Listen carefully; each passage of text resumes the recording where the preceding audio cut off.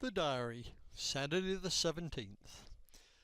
We left our moorings around 6:30 and began our travels along the Birmingham Canal navigation up to the Black Country Museum. We did take a side trip along the engine arm. We arrived at the museum close to noon and spent the afternoon there.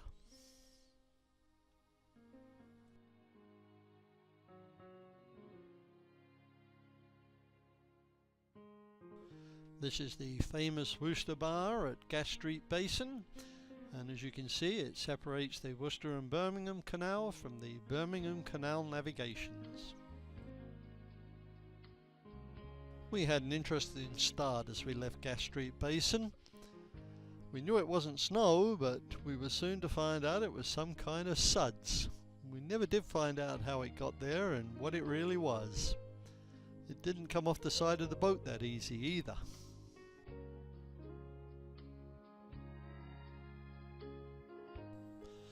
This is the pub the girls visited last night. At the Old Turn Junction Island, we headed on to the main line of the BCN. This has also been known as Deep Cutting and Farmers Bridge Junctions, but I'll not go into the history of how it ended up being known as Old Turn Junction. It was another lovely morning as we cruised along the main line, passing the Ouzel Street, Icknield Port and Soho loops. These loops are the surviving parts of Brindley's original contour canal and are now known as the Old Line. We really should have taken the time to cruise these loops, but we wanted to try and get to the Black Country Museum before noon. At one time the island contained the Wilson Green Toll House.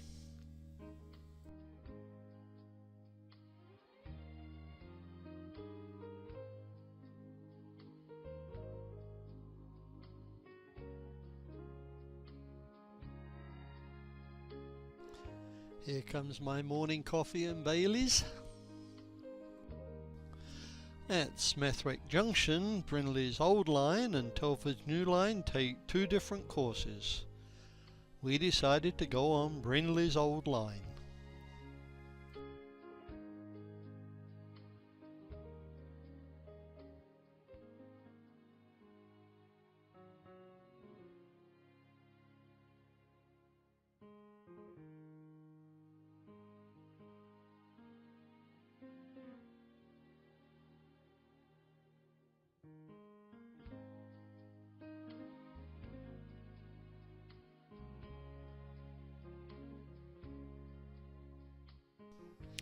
And here we are leaving the top lock.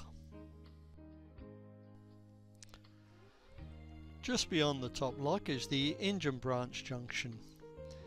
We decided to explore this 111-yard long arm.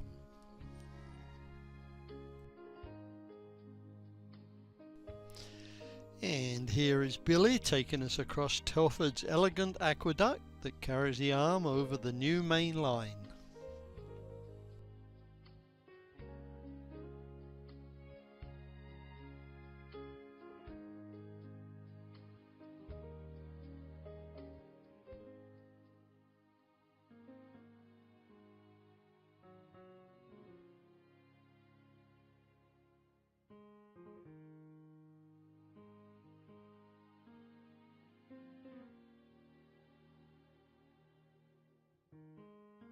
Here's where she winded. Here's an old building where they came out and dropped the stuff out the hole into the boats.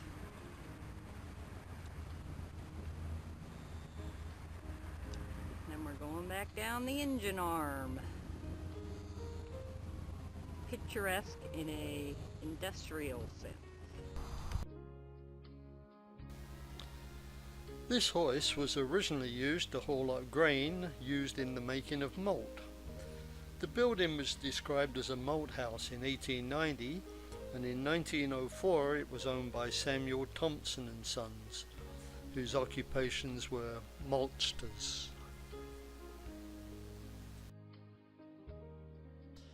The arm was built to supply coal to Watt's steam engine that pumped water back up the Smethwick locks. Originally there were 6 of them. The pumping engine was in use from 1779 until 1872, and today the arm is a feeder for water from the Rotten Park Reservoir.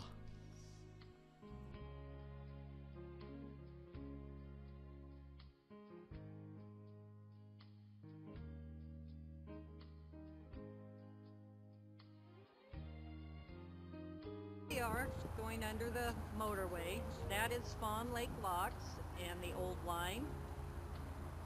And this is Romford Junction.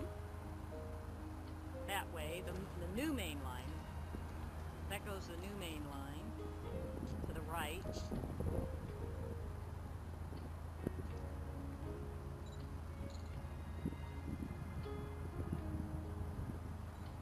And this is a different kind of canal going under the, we are driving under the M5.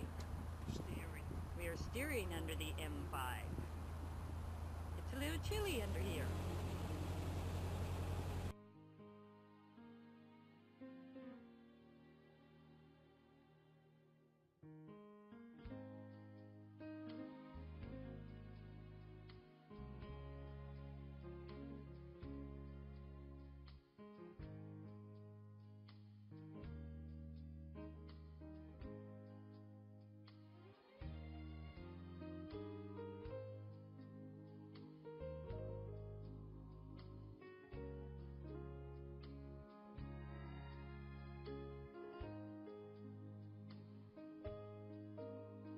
This is looking down the Gower branch and the Braids Locks.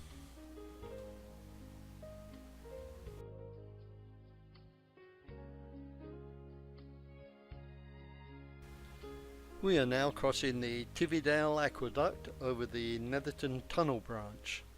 This is the northern portal to the tunnel.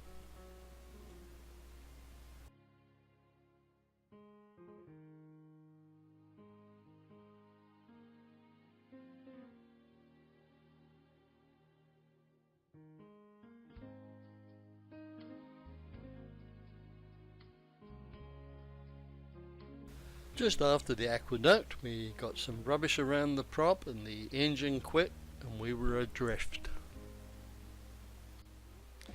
Avon tried to fend us off from the brick wall and somehow she ended up on the wall and dropped the pole into the water. Our rescue plan was to throw a rope to her and have her pull the boat closer so she could get back onto it.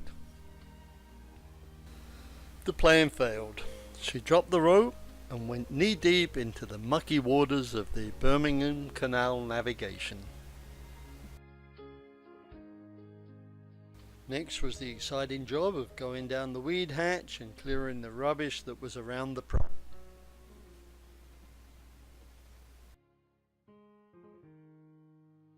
With no further problems, we arrived safely at Tipton Junction.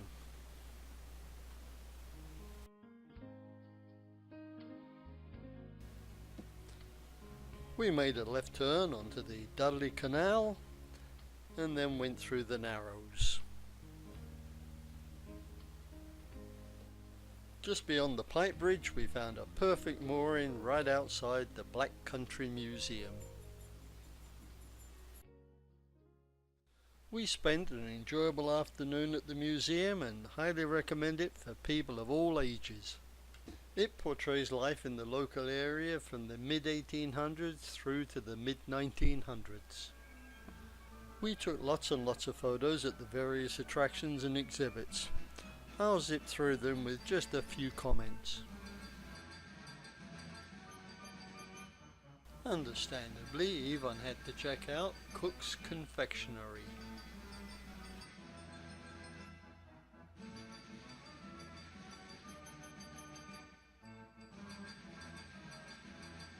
And of course she made a purchase. Mandy checks out the steam house.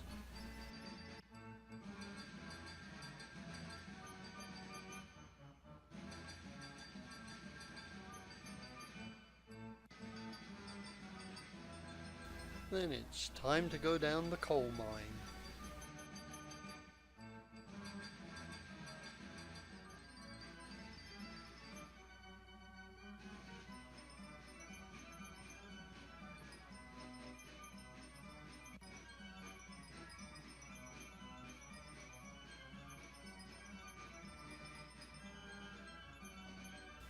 The girls had me go back to the tailor shop to see what they had on display in the window.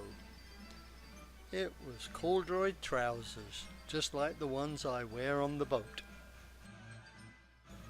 School time.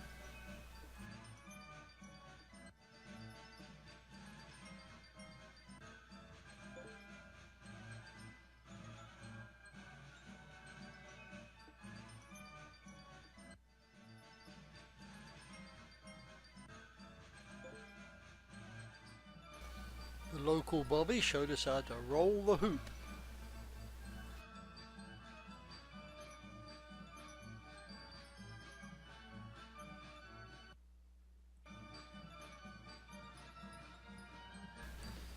After roll the hoop, we tried our hand at skip rope. Avon didn't fare so well and ripped her ankle badly. It still gives her problems years later.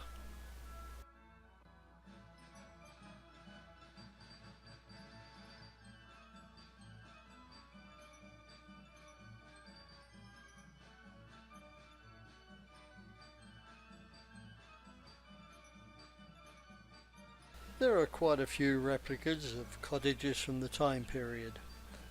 They are not a lot different from those that we were raised in.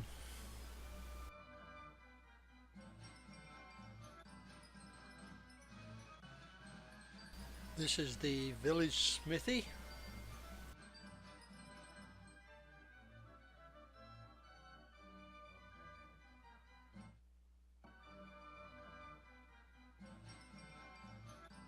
Like the little kids, we enjoyed the fairground.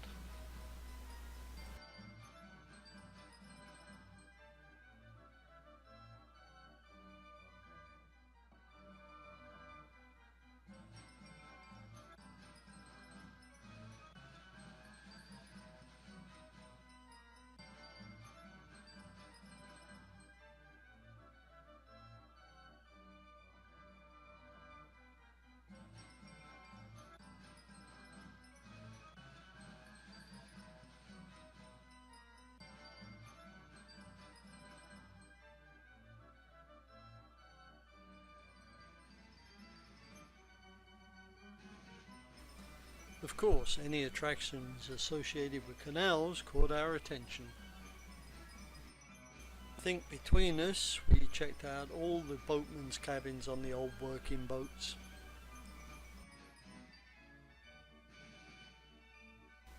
Avon and Billy are showing us how they used to leg the narrow boats through Dudley Tunnel.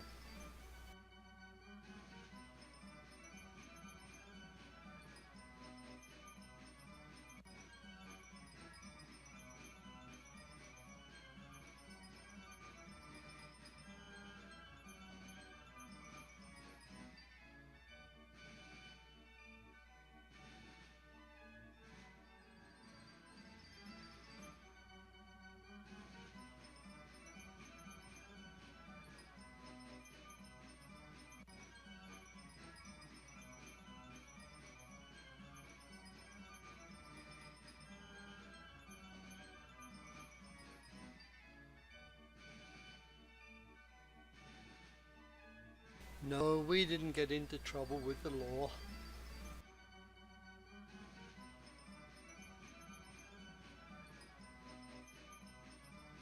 We finished off our visit to the Black Country Museum with a pint in the Bottle and Glass Inn. Okay, Avon, you can have one more, but it really is time to get back to narrowboat Aquamarine. Pat and Avon decided to eat on board, but the rest of us just had to go out and find Mad O'Rourke's Pie Factory. The locals gave us very confusing instructions on how to get there, and we ended up going around three sides of a square, but we eventually found it.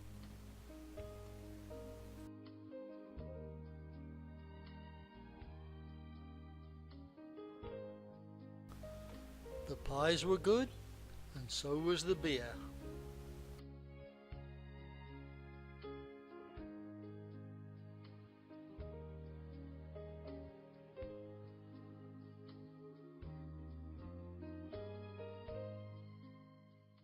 The diary, Sunday the 18th. We left the museum at 7:30 in the morning and decided to cruise back to Birmingham via the new line. At Albion Junction we switched back to the old line, then at Oldbury Junction we cruised the Tipford Canal to its terminus at Tipford Pools. We moored up for the night at the Old Turn Junction in Birmingham. After our coffee and Baileys, it was time to untie and get underway.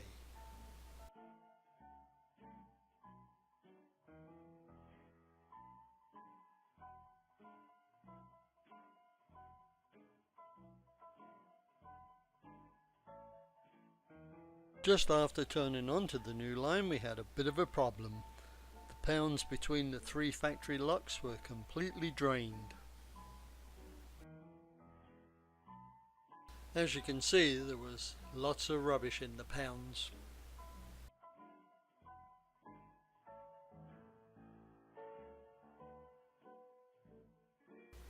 Pat looks a bit concerned and wonders what we're gonna do. We had to open all the paddles on the top and middle locks so we could get enough water in the 2 pounds for us to continue on our way. However, our problems were not over yet. Because some of the rubbish ended up in the locks, we got good and truly stuck in lock number 2.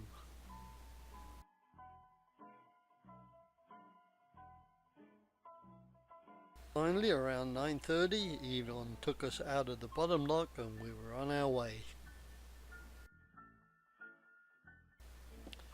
We continued along the new line towards Birmingham. The branch to Stourbridge goes under the old line and then through Netherton Tunnel.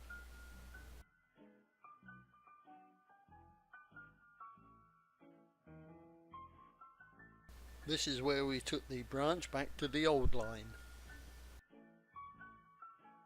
Just before going back on the old line, we had to go up the Braids locks, a single followed by a double staircase.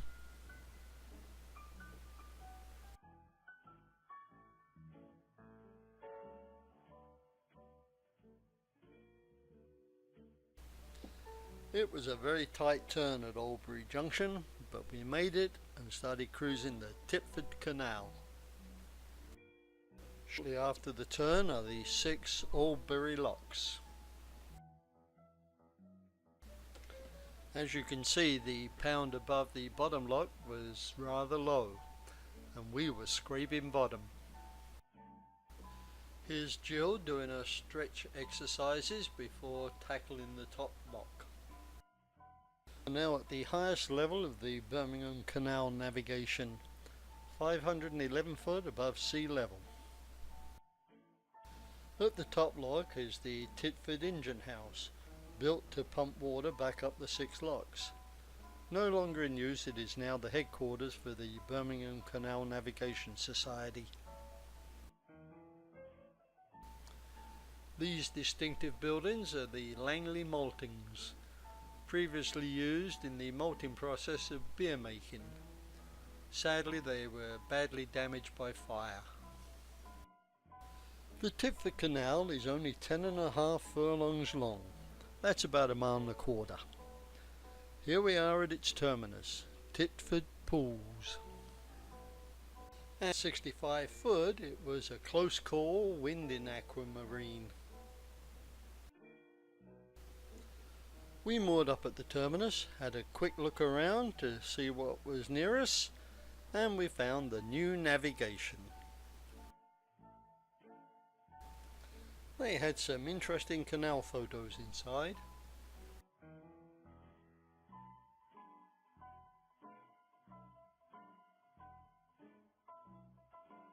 We also backed onto the canal, so we bow-hauled Aquamarine down to the pub and ordered some beers. I can't quite remember what the deal was with the necklaces. Maybe they're the ones that Mandy bought for her sisters and one for her mother. I'm not sure. I have to say that this was one of the friendliest pub groups we've ever run into. They said that we were the first narrowboat that had come up to the Tipford Pools this year. Not sure if that's true though. After saying farewell to our friends at the new navigation, we cruised on a little way and walked into Langley and had lunch at the Crosswell Inn. I guess you like Billy's braids. We just had to leave our mark on Langley. Okay, Avon, it's time to untie us and get underway. Here are a few shots that we took as we made our way back down the Titford Canal and along the old line to Birmingham.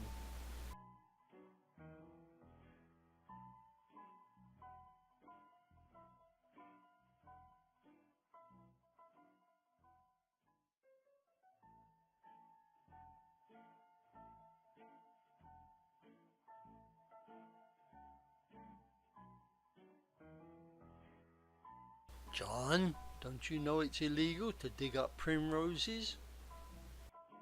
It was over 12 hours since we left the Black Country Museum, and it was quite a tiring day for some of us. We arrived in Birmingham around 8 o'clock.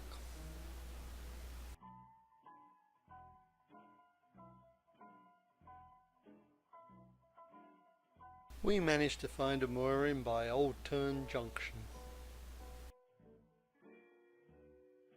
Andy, Billy and Jilly popped over to the Prince of Wales for an evening pint.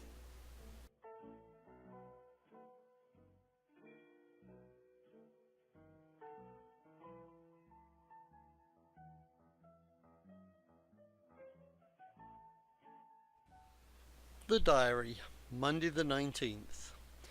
We left Birmingham at 6:15 in the morning, retraced our way back down the Worcester and Birmingham Canal to King's Norton Junction. Here we turned left onto the Stratford Canal. We had a leisurely afternoon cruise to Ilshaw Heath and moored up for the night around 5:30. A short while after leaving Birmingham, we went through the 105-yard long Edgbaston Tunnel. They're taking on some interesting projects at the University of Birmingham.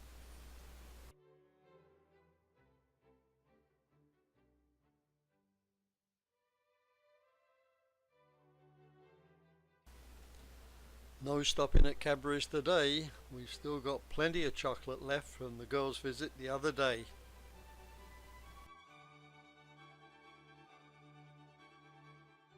We've now arrived at Norton Junction. We're going to take a left turn onto the Stratford Canal.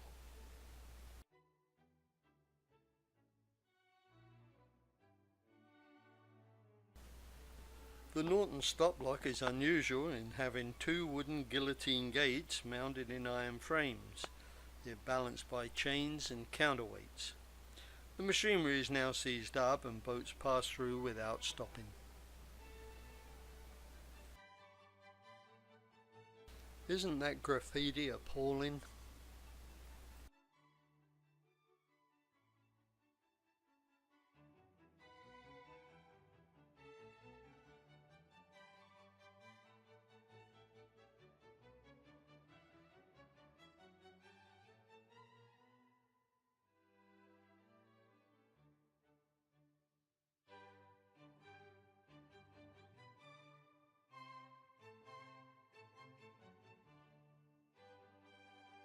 We pulled into Frank Lyon's boatyard and visited with Phil Roberts and his dog Dave.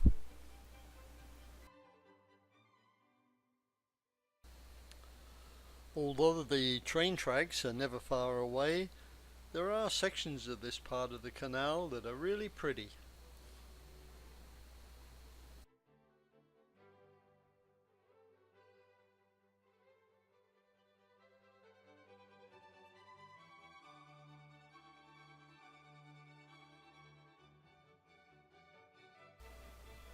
We're about to go under Shirley Drawbridge.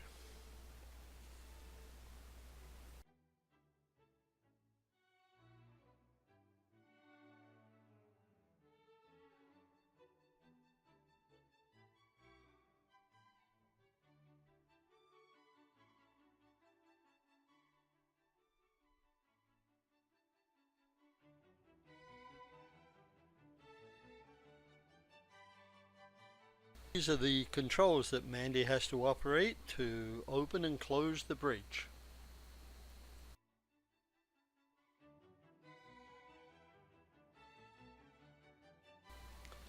We did pop into the Drawbridge pub for a quick pint.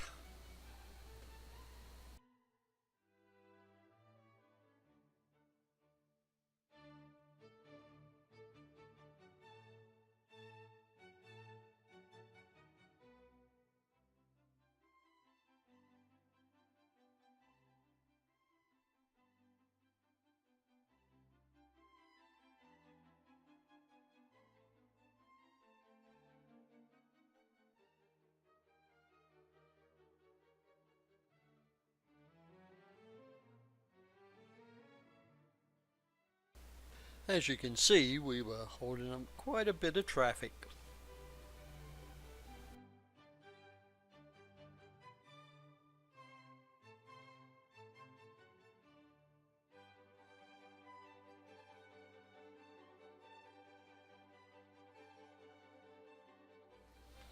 We did a little bit of a pub crawl today. Second pub that we visited was the Bull's Head.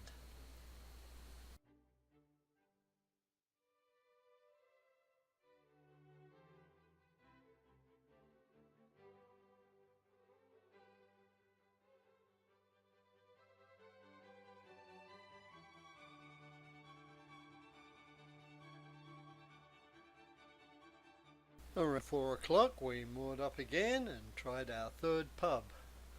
This time it was the Bluebell. I have to say the patrons there were very friendly.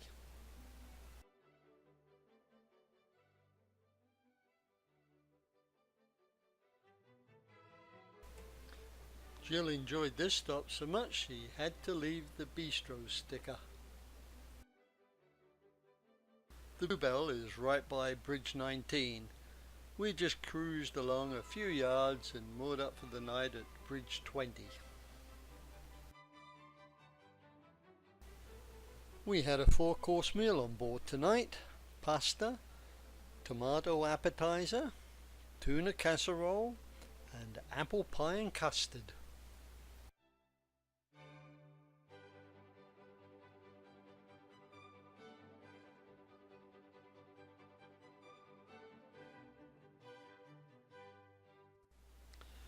The diary, Tuesday the 20th. We were underway by 7 a.m. and had reached Lapworth Toplock by 8:40. After breakfast we continued down the 19 locks of the Lapworth flight and reached Kingswood Junction.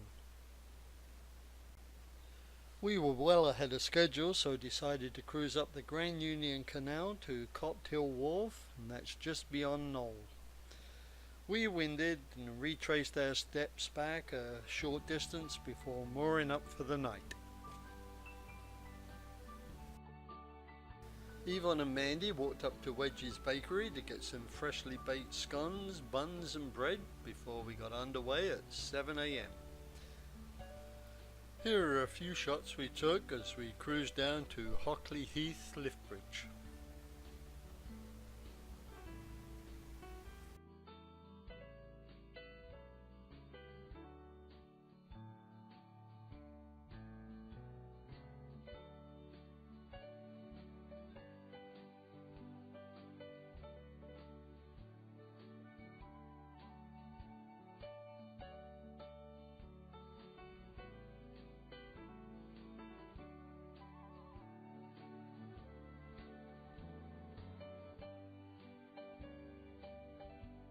Here we are on the Stratford Canal again. He's unwinding the drawbridge now, putting it back down.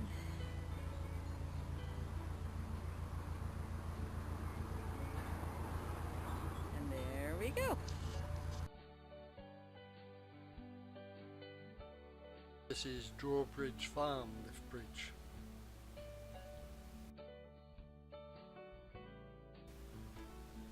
I hopped off the boat at Lapworth Toplock and visited with Jeremy and Dorothy Scanlon, who live in the cosy cottage by the lock. They invited me to stay for breakfast, and I thanked them but explained that my crew was just mooring up and getting breakfast ready. However, I did stop and have a cup of tea with them.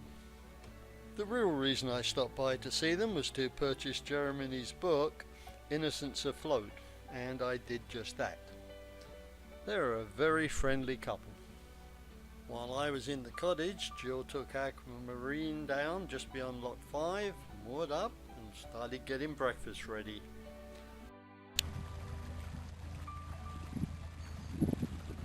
They're over. Good job.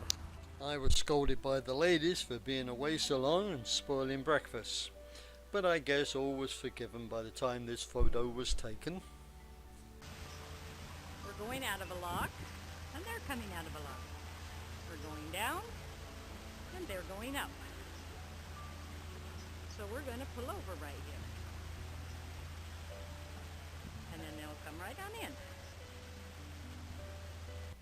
Now for a few photos of us as we made our way down the Lapworth flight to Kingswood Junction.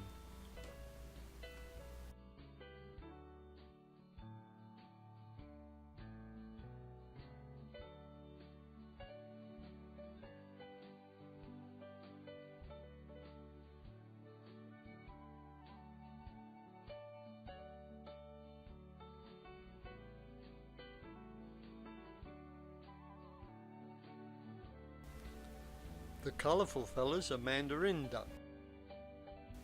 As we were ahead of our 2-week schedule, we decided to cruise a part of the Grand Union Canal.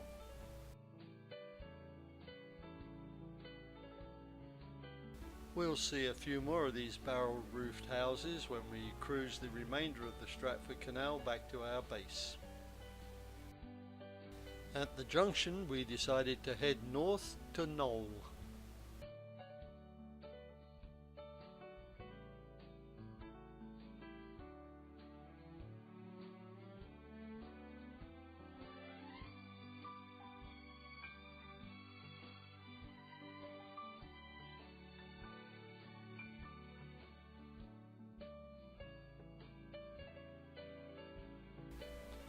As you'll see, we had a guest join us as we cruised down to our first pub stop of the day.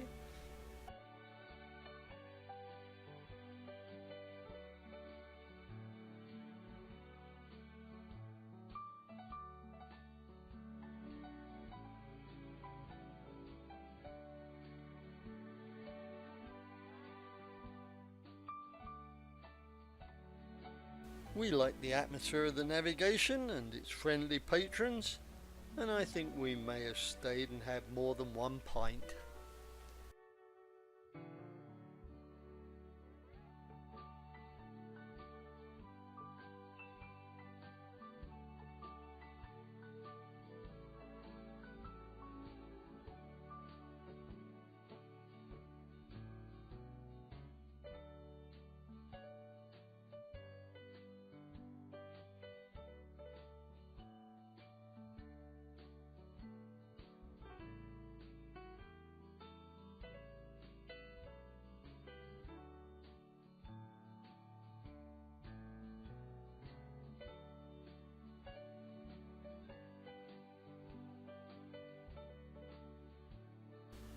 On to our next port of call, and that was the Black Boy. I guess we were too busy drinking to get the camera out because we don't have any photos of us inside this one.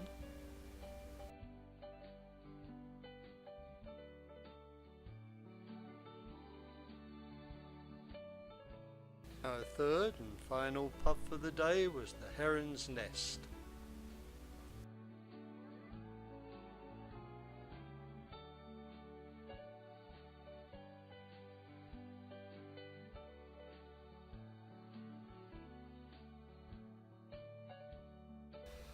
After our afternoon pub crawl, we reached the Knoll flight and ascended the 5 double-wide locks.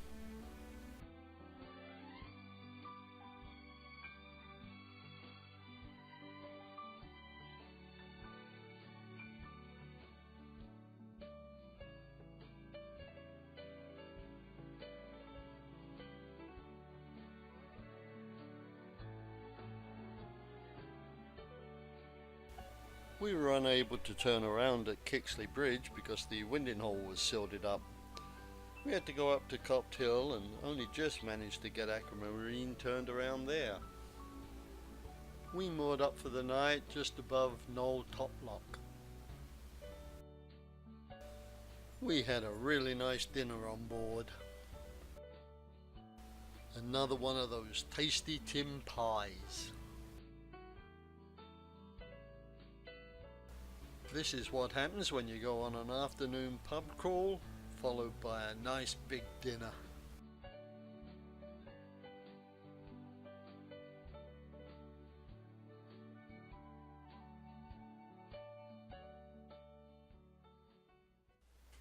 The diary, Wednesday the 21st. We spent a good part of the day visiting the moated manor house of Baddesley Clinton. In the afternoon we cruised down the Grand Union towards Hatton. We winded just before the Hatton Toplock and returned to the navigation pub for our overnight mooring.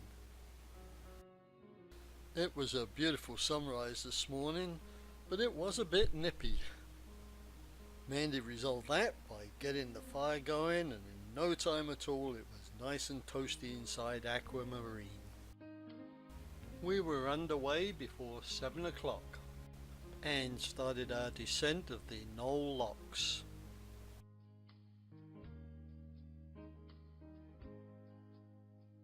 However, we only went down 2 of them before deciding that we wanted to pull over and have breakfast. We moored up in the Lot Pound. Yes, I know, it's illegal, but there was no traffic around and it was a beautiful setting. After breakfast we completed our descent of the Knoll Locks and around 11:30 moored up by Rising Bridge number 66. We walked up the road for a mile or so to the moated manor house of Baddesley Clinton. Here is a little bit about its history.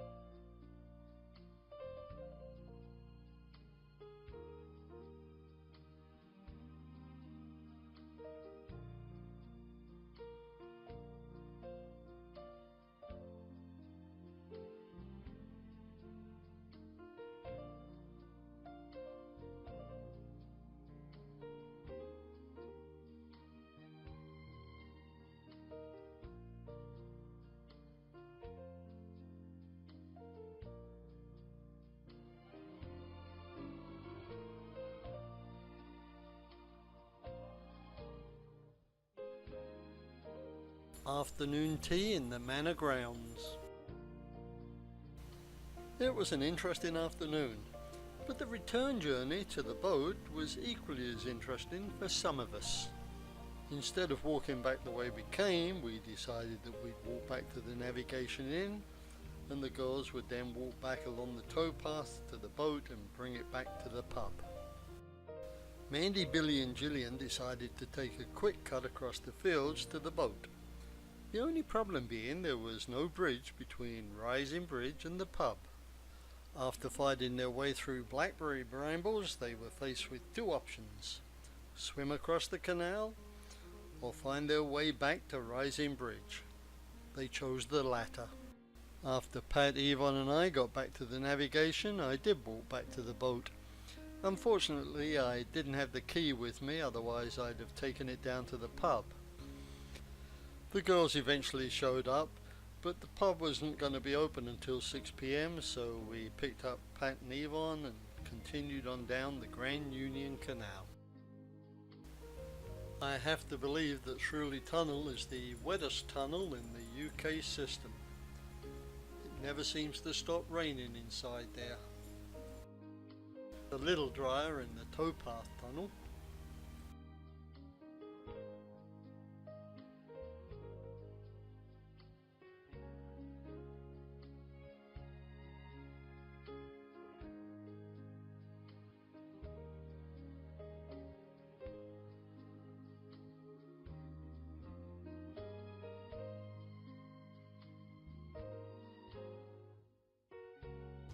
Grand Union Canal.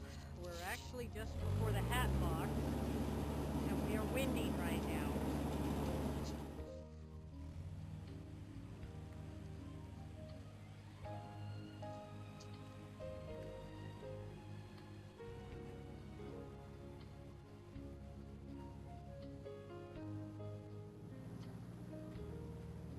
And it looks like we're just about ready to be off.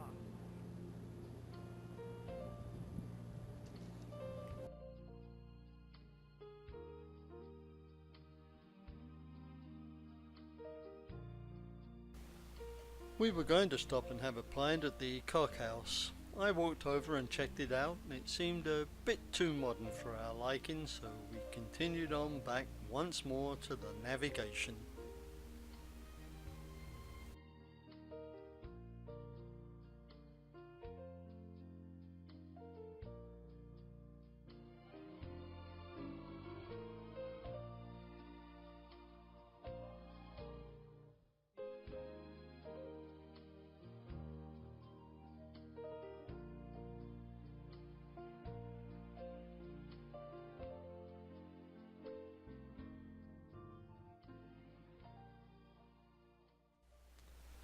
The diary, Thursday the 22nd. Our last full day on Aquamarine. We left our moorings around 6:30, reversed to Kingswood Junction, then cruised the Stratford Canal down to Old Lock. On the way we stopped at Anglo-Welsh Marina to pick up our suitcases. It was another beautiful morning, and I just couldn't resist taking a few photos before we got underway.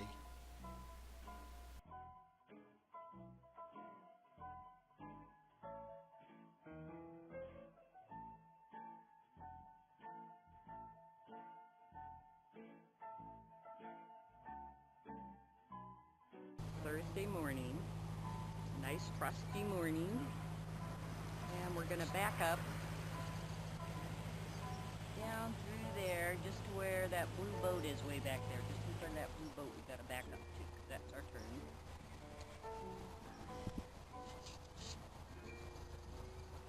Your breath this morning?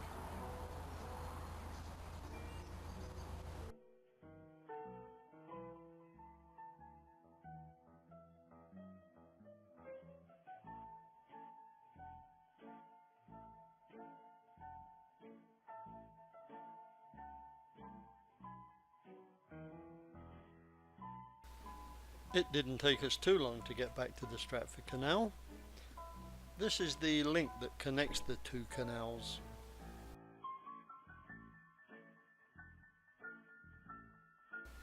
It was a perfect morning and just the kind of weather that Pat likes to take control of the tiller.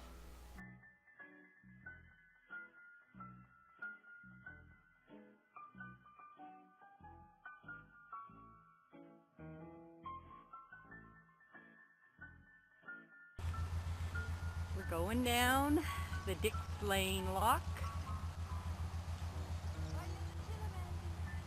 And Mom's at the tiller. It's a beautiful sunny day.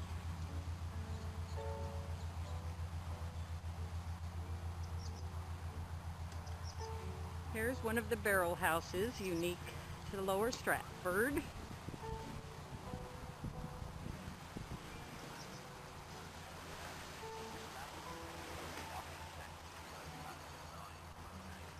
And they made these because the guys making the bridges were so used to making round tops that they just kept going and they built houses.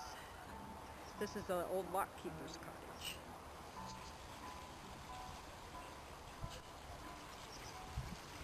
Here's where the tow rope went through the bridge and the horses used to tow them.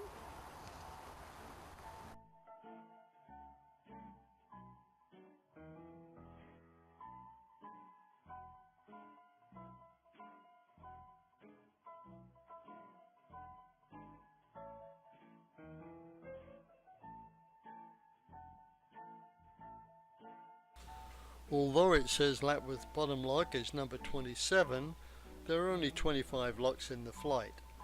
Number 1 is that guillotine lock at King's Norton that we went through a few days ago, and lock number 20 is in the link channel between the Grand Union and the Stratford Canal.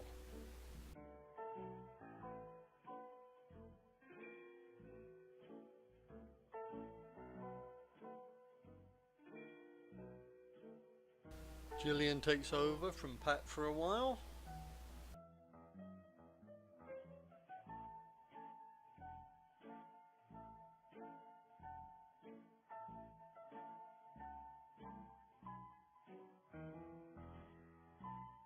An interesting name for a narrowboat.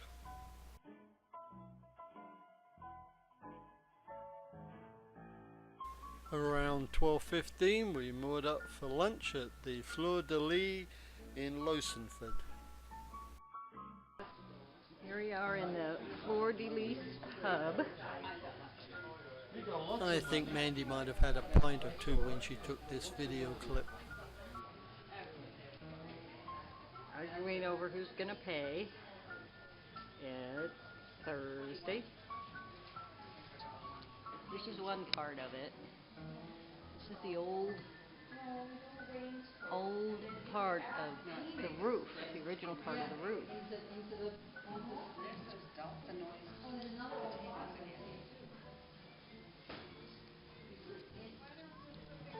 Here's everybody wondering why I'm not taking a picture, I'm videoing instead. So you gotta mind the steps, and you gotta mind your head in here too.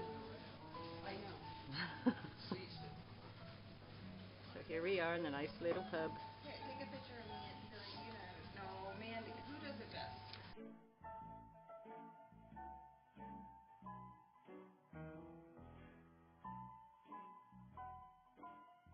This gentleman lives just across from the pub, and it was very interesting talking to him about the history of the area.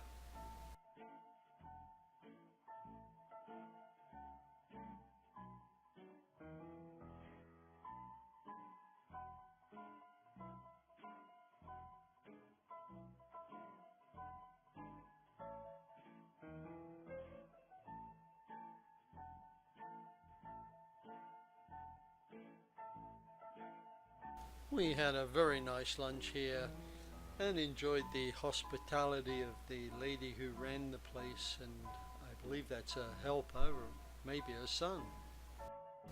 I believe this is the house of the gentleman that we were talking to.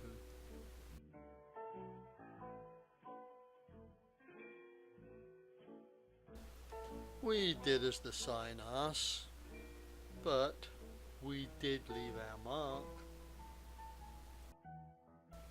It was nearly 3 o'clock by the time we pulled ourselves away from the Fleur de Lis.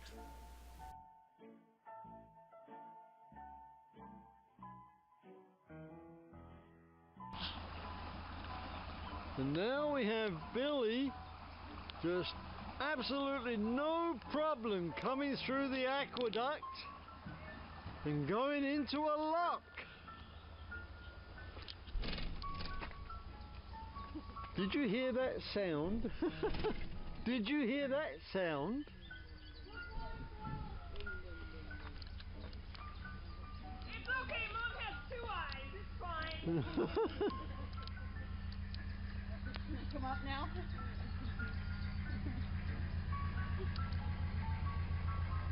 I didn't even hit the wall. You know what, Billy? You didn't hit the wall once.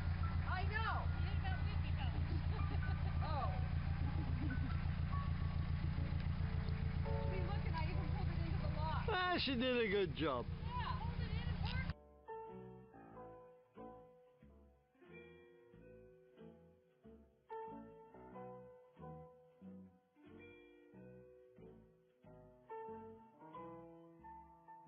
How did that get there?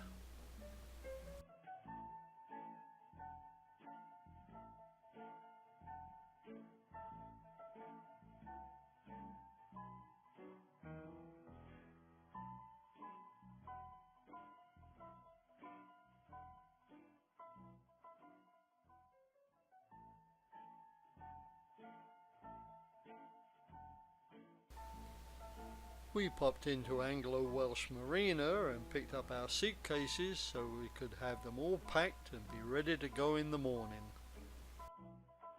We cruised down to the winding hole just before Oddlock. Avon did a nice job of winding Aquamarine and mooring her for our last night on board.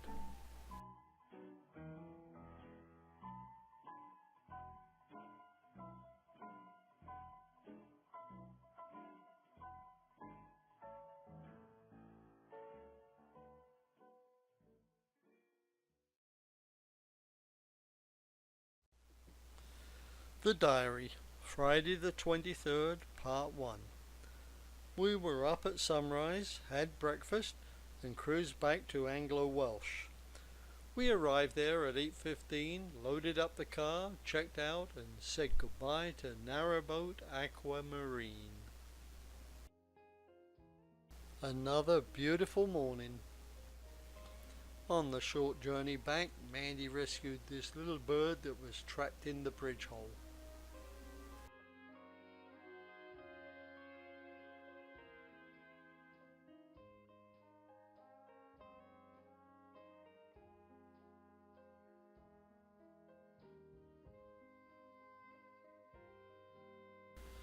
It's time to say farewell to narrowboat Aquamarine.